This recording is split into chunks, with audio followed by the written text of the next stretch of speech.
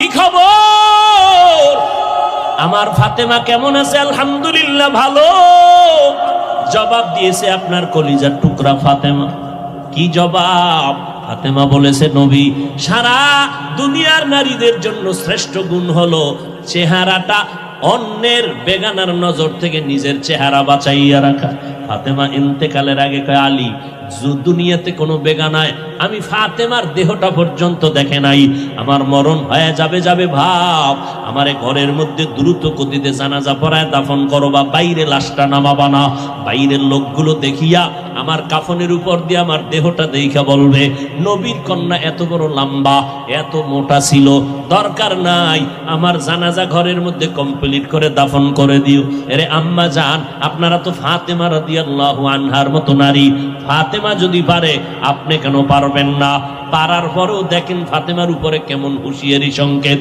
আলান নবী সাল্লাল্লাহু আলাইহি ওয়াসাল্লাম, ইয়া ফাতেমাতু আনকিজি নাফসাকে মিনান নার। নবীর ইন্তেকালের 6 মাস আগে ফাতেমাকে নবী ডেকে বলেন, ও ফাতেমা, আমি তোমারে কত আদর করি, বুঝানো যায় না রে ফাতেমা। আমি যদি কোথাও যাই তোমার থেকে শেষে বিদায় নেই, কোথাও থেকে আসলে আগে তোমার কাছে দেখা করি।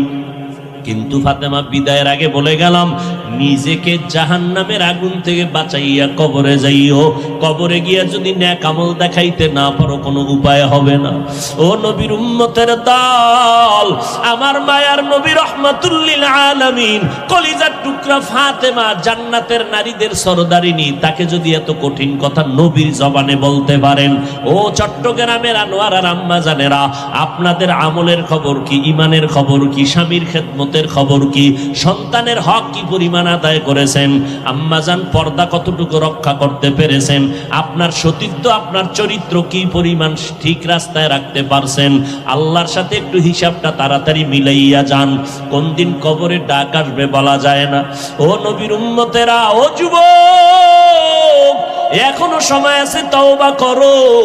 স্কুলে পড়ো, কলেজে পড়ো, চাকরি করো, তবে আর নামাজটা ছাড়িও না রে বাবা। মা বাবার দোয়া নিয়ে সামনে আগাও। জীবনে যদি ভুল করিয়াও থাকো, এখনো সময় আছে, তওবা করো। আল্লাহর মোহাব্বত নিয়ে চলো। আজকে তোমার মতো স্বাধীন চিন্তা করিয়া যদি আমি Hafizur Rahman pant shirt tie লাগাইয়া রাস্তায় চলতাম, কেউ আমারে বাধা দিত না। টুপিটা মাথায় দেওয়ার কারণে মাথা গরম লাগে, এরপরও কেন টুপি ফালাই না? দাড়ির কারণে যৌবনের ভাব চলে যায়, তারপরও কেন দাড়ি ফালাই না? লম্বা জামার কারণে শরীরটা গরম লাগে, তারপরও কেন ফালাই না?